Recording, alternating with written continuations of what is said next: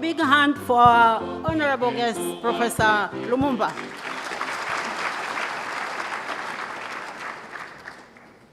My brother, I've always been telling you that you have a lot of disciples in Tanzania. Now you see for yourself how packed Nkrumah Hall is.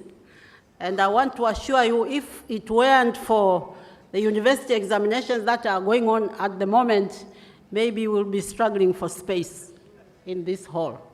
And this is to welcome you very warmly to the University of Dar es Salaam. Professor Lumumba does not need introduction because he's been here before and we all know him in different ways. We've been following him in all the different speeches that he's been giving all over Africa. But let me introduce him a little bit so that we get to know who Professor Lumumba is. Professor Lumumba is the Director and Chief Executive Officer of the Kenya School of Law. He's a Professor of Public Law and founding Dean of the Kabarak University School of Law.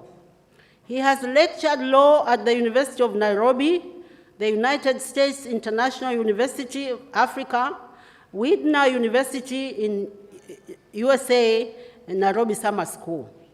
He's an advocate of the High Courts of Kenya and Tanzania. He holds Bachelor of Laws and Master of Laws in degrees from the University of Nairobi and LLD from the University of Ghent, Belgium. He is also a holder of the degree of Doctor of Letters, honoris causa, from the University of Cape Coast in Ghana. He's a certified public secretary, CPS-K, and a member of the Kenya Institute of Management. He has been trained on human rights at the Institute of Advanced Legal Studies, University of London in England, humanitarian law at the Raoul Wallenberg Institute of the University of Lund in Sweden, and on international humanitarian law in Geneva, Switzerland. He is a renowned legal practitioner. He has written several books, including Criminal Procedure in Kenya, An Outline of Judicial Review in Kenya, Kenya's Long Search for a Constitution, The Postponed Promise and Judicial Review and Administrative Law. He has published numerous articles in refereed journals and several book chapters. He has co-authored The Constitution of Kenya 2010, an introductory commentary with Dr. Louis Franceschi. He has also co-authored several books on ethics. His non-legal books include Swearing by Kenya, A Call for Political Hygiene in Kenya Politics, and From Raw Deal to Real Deal.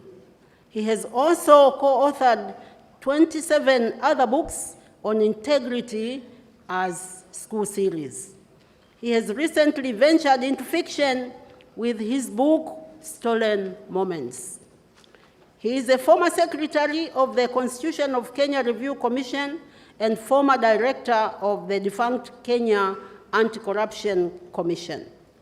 He is the founding trustee of the African Institute for Leaders and Leadership and founding chairman of the Association of the Citizens Against Corruption. He has been named and recognized by the International Commission of Justice, Kenya, and the Law Society of Kenya for his exemplary contribution to the legal profession. He was recognized by the Kenya-USA Association for the Martin Luther King Jr. Leadership Award in 1996 and was the recipient of the 2008 Martin Luther King Africa Salute to Greatness Award by the Martin Luther King Jr. Africa Foundation. He has also been included in the Mackey's Who's Who in the World and is the Distinguished Mwalimu Nyerere Lecturer for 2014. He was the 11th Kwame Nkrumah Lecturer at the University of Cape Coast in Ghana in 2016. Ladies and gentlemen, these are just some of Professor Lumumba's achievements.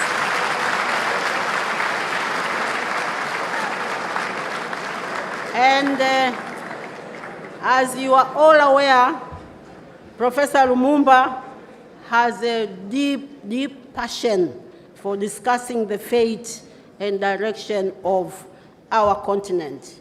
It is indeed our great privilege and honor to once again have him speak here today at Nkrumah Hall. My brother, I, with great honor and pleasure, present you to the University of Dar es Salaam.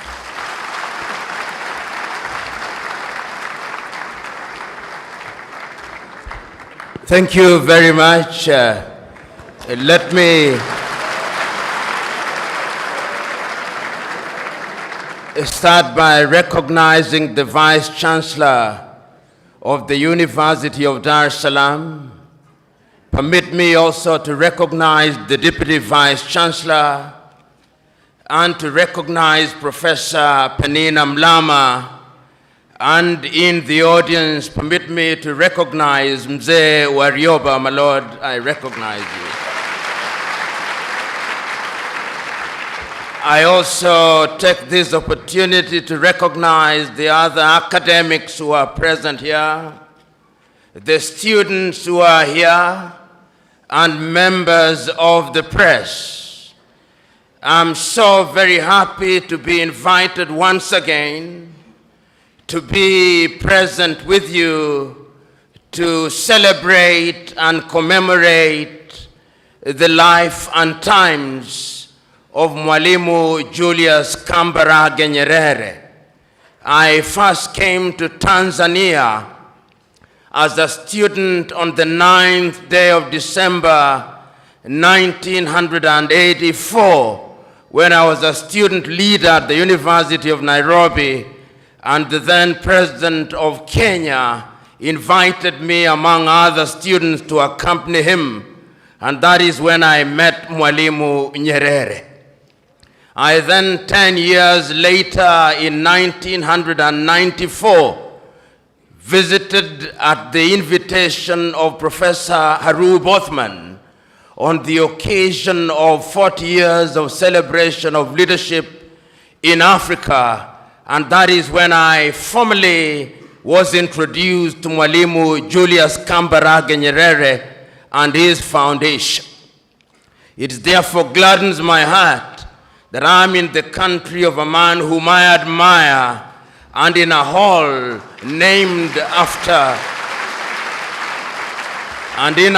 that is named after another great African, the Osagyefo, Dr. Kwame Nkrumah. The subject that has preoccupied us in the last few days is one that is as topical as it is relevant. The rise or fall of Africa on account of the African politician. And in order to do justice to that subject, and to remain faithful to my chosen subject, which is a call for hygiene in African politics, there is a sense in which one must take a historical journey, if only to appreciate the factors that animated Africans to seek to regain their independence from the colonial masters. Historians will remind us that we were first enslaved, that Africans were taken, and this we seldom say.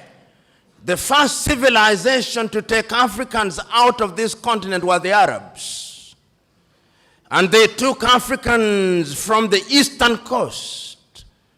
And it's sad that in that part of the world, there are not many Africans who remained, because it was in the business of the Arab enslaver to castrate Africans.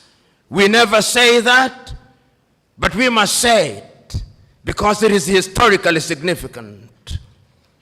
Then the Europeans came, the Portuguese came, the Spaniards came, the Germans came, the French came, the Belgians came, Africa became the hunting ground for the European colonizers, and we were the sport. We built, our ancestors built the United States of America. Our ancestors built Europe. And when slavery had lost its shine and sheen, the Europeans abolished it. But they replaced it with yet another pernicious enterprise, the colonization of Africa. The Europeans sat in Berlin, in Germany, in 1884, and they looked at the map of Africa and parceled it out. The British had their share. The Germans had their share, and Tanzania or Tanganyika was their share, as was Rwanda and Burundi. The Spaniards were Johnny-come-latelys in the arena, and they got little Equatorial Guinea and Southwest Africa. The French were here, the Portuguese were here, and we were colonized. This time round, they did not take us away. They came here, and they controlled us, and they told us, not in so many words, that we were children of a lesser God. And we were treated as if we were children of a lesser God. In fact, they told us that on the day of creation, we were merely hewers of wood and drawers of water. And if anybody were to doubt it in 1948, it was more blatant when Hendrik Verwoerd instituted the apartheid regime in South Africa. But yet there is a sense in which the God that we worship never sleeps. The colonial enterprise ran its course, and the European tribes, the Europeans never called themselves tribes, they called them nations, were engaged in a war. First in 1918, the European tribes fought. And they had something called the League of Nations, which died. Then they fought again in 1945. And what is unique about the European nations is that when they are engaged in tribal wars, they call them world wars.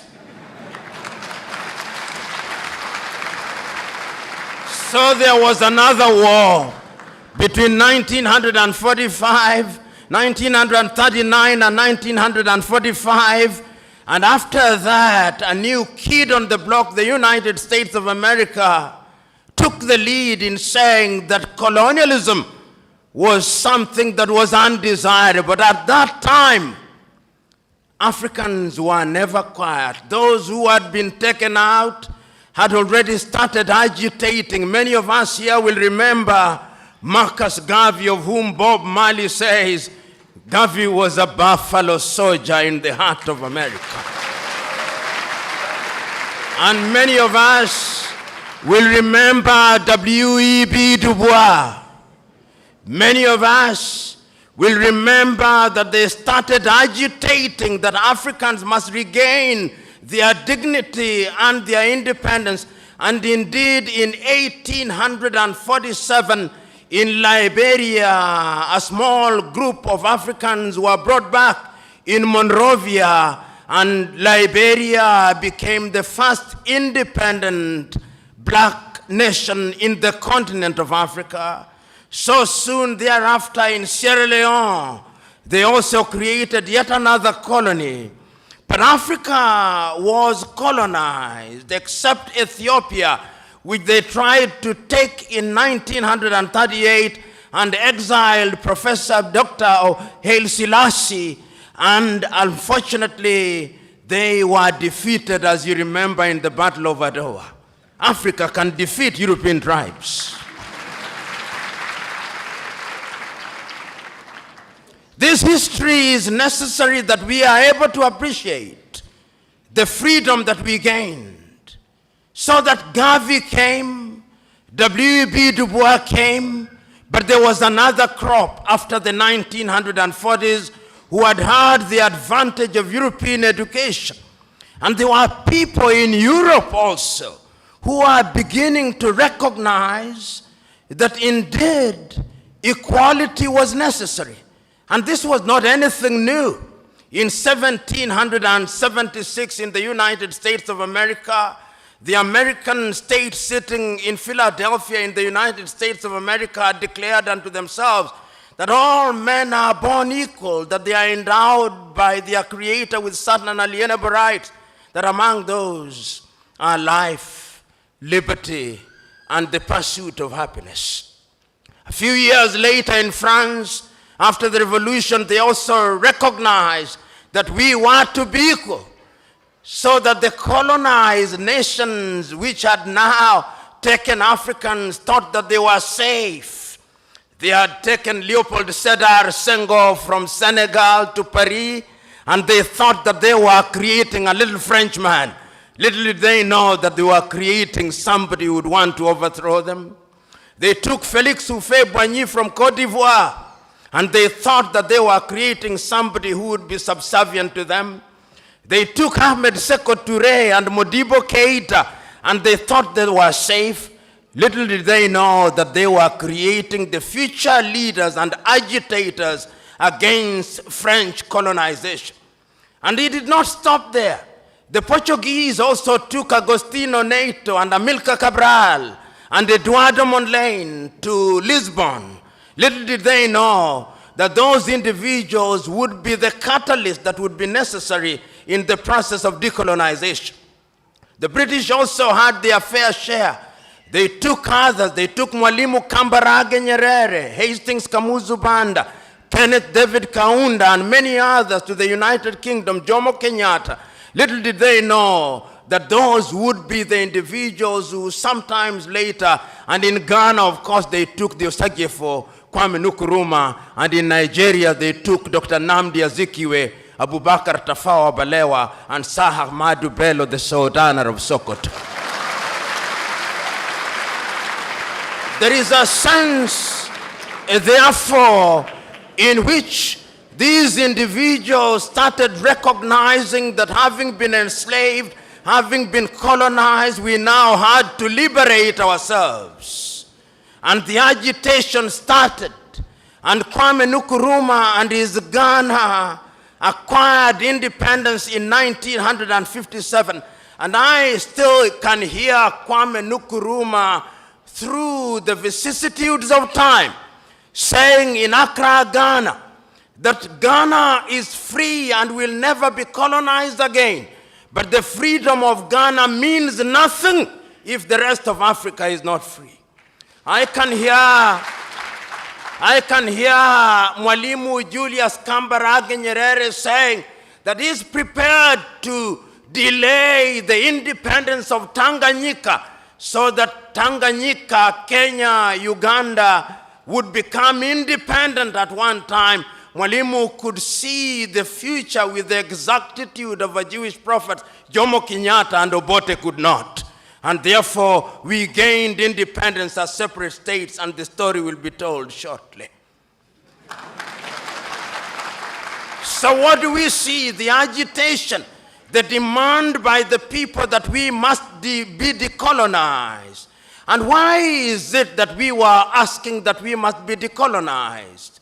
Why is it that we were demanding that we must regain our independence? Because throughout the ages, it was always the divine plan that men must be masters of their destiny. And when we gained our independence, the leaders of the day were eloquent as they were clear that the reason why we were asking to be independent is because we wanted to take charge of our affairs. We wanted to be the governors. We wanted to have our young men and women acquire education. We wanted to control the production of our food through agriculture. We wanted to build our infrastructure. We wanted to improve the quality of the lives of our people by improving their health. We wanted to eliminate poverty. We were clear on what we wanted, and this message was as clear in West Africa as it was clear in East Africa, as it was clear in Central Africa, as it was clear in Northern Africa, so that if you listen to Kwame Nkrumah, it's as if you'd listen to Agostino Neto, and if you listen to Neto, it's as if you'd listen to Samora Moses Machel, and if you listen to Ahmed Ben Bella in the Maghreb, it's as if you'd listen to Patrice Emery Lumumba. There is a sense in which there was unanimity that this was the only way, and we attained independence.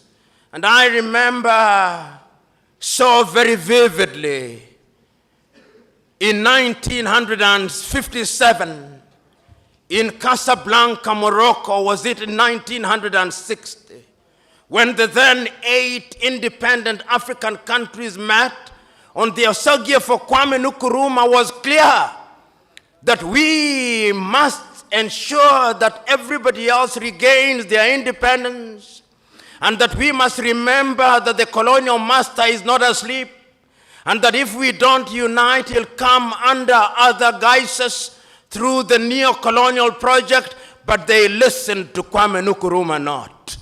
And even before they assembled in 1963, in the month of May in Addis Ababa, Ethiopia, no sooner had countries started attaining independence than the neo-colonial project started taking root.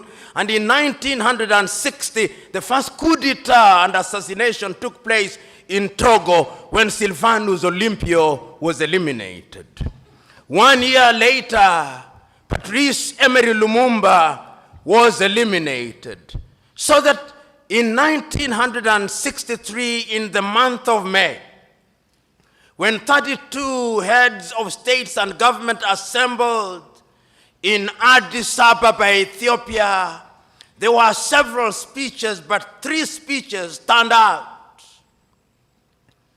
Kwame Nkrumah's speech, Mwalimu Kambarage Nyerere's speech, and Emperor Haile Selassie's speech. Haile Selassie was the host, and his own inimitable style, he reminded the congregation who are present in Africa Hall in Addis Ababa, Ethiopia, that that was a momentous occasion, and that the long-term health of Africa not only required but demanded that Africa must pull in the same direction, Haile Selassie said. And Mwalimu took the baton from Haile Selassie and repeated the same words, celebrating the fact that we were independent and we had the opportunity of determining in our affairs. But the greatest of the speeches was that of the Osagie for Kwame Nkrumah. Kwame Nkrumah had a sense of urgency which everybody else did not have. He said, not in so many words, but in effect, that if we want to immunize ourselves from the diabolical machinations of the erstwhile colonial master, now turned neo-colonizer, we have to move here as one Africa, with the United States of Africa, with one army, with one currency, with one central bank, and with one nation. But they listened to him not. They had started getting used to the trappings of power. So what they came out with on that day in the month of May 1963 was a weak organization of African unity, the OAU, which many commentators were quick to describe in many ways and many times as the toothless bulldog. It was never a dog. It did not have teeth, but the effect of it is that it did not do very much. Some say it was a talking shop. Mzee Warioba, who was then active in political life and in other sectors, will attest to that. Yet later, we were to create another body, the African Union, and we'll have something to say about that. So we come out of Addis Ababa, Ethiopia in 1963, clear as to what we want to do. The African politician begins to emerge. We have them in different parts. But they begin to show characters that are totally inimical to our expectations. You of the Swahili say, maskini akipata matako huliambwata. Maskini walipata matako zililiambwata. They started getting used to the trappings of power. And we started having countries which we thought would liberate us. And I'm talking about the hygiene of the politics. It started disappearing. Many of these individuals now thought that they were demigods, suffering from what I call the Messiah complex, thinking that they had been brought to Africa to liberate her, and that they suffered from two major diseases. One of them is the martyr syndrome, and the other one is the Messiah complex. They think that their countries owed them. Africa started producing leaders that one cannot recognize. How many of you will forget Jean Bedel Bokassa of Central African Republic, that man who murdered little children in the streets because they did not buy uniform from his wife? That Jean Bedel Bokassa. How many of you will forget Mobutu Sese Seko Kumbendu wa Nzambanga, who changed his country's name and presided over a kleptocratic regime? The Democratic Republic of Congo is the richest resource country on earth. Conservatively, it is said that under her belly, she has minerals which is equivalent to 34.1 trillion United States dollars. And yet today, it is one of the poorest nations on earth. It is the only nation on earth which on the day of the election has its president saying, we know we ought to have elections, but we have no money to hold elections. When you see a country which has as its official name the Democratic Republic of Congo, know that there is no democracy. In fact, I dare say that any country, two countries that I know insisting on having as a part of their official name the Democratic Republic of something are never democratic. The other one is Korea, the People's Democratic Republic of Korea. It's as if when you can't graduate to be a doctor, you go to the church and you ask to be baptized as Dr. Mwadime. But that is not the point. The point is that who can forget Mobutu Sese Seko? Who can forget Idi Amin of Uganda? Who can forget Mengistu Haile Mariam of Ethiopia? And one can go on and on, because hygiene had started disappearing from African politics. Our agriculture was beginning to suffer. European musicians who had a little sense of guilt came to perform in Africa, Bob Geldof, to free the Ethiopians out of hunger. There was no hygiene in our politics. We could not run our education systems. Our young men and women were going to India because the budgets meant for education were consumed by individuals whom we had entrusted with the task of presiding over it. Our health sectors were beginning to collapse. And as I've said before, the political leadership did not have any faith in those institutions.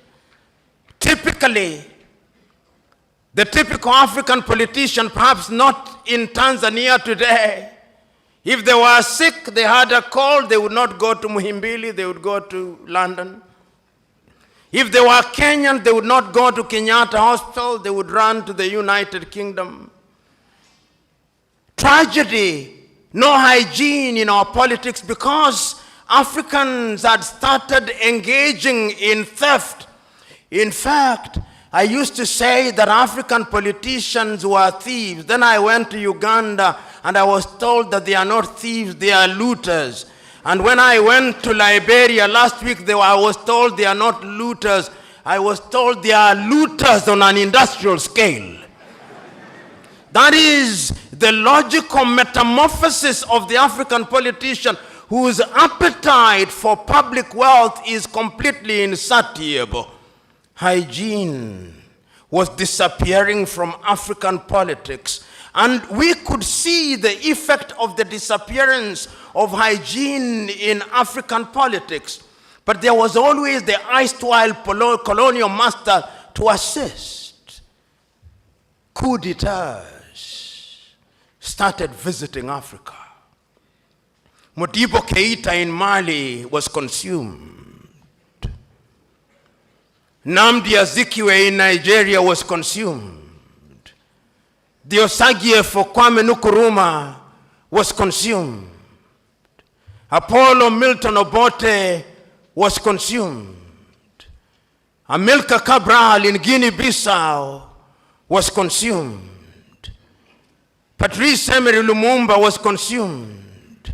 Coups were so frequent in Africa that Afro-pessimists were now hard to say that coups were as frequent as breakfast. But even breakfast was not frequent on African tables. We could not feed ourselves because there was no hygiene in African politics. Your typical African politicians took the view that they had a divine mission to preside over their countries. They arrogated to themselves the monopoly of wisdom. If you listen to some of them, and I listen to the radio announcements announcing the activities of one leader of an African country, Habyarimana Juvenal, it would take 3 minutes to say the things that he had done.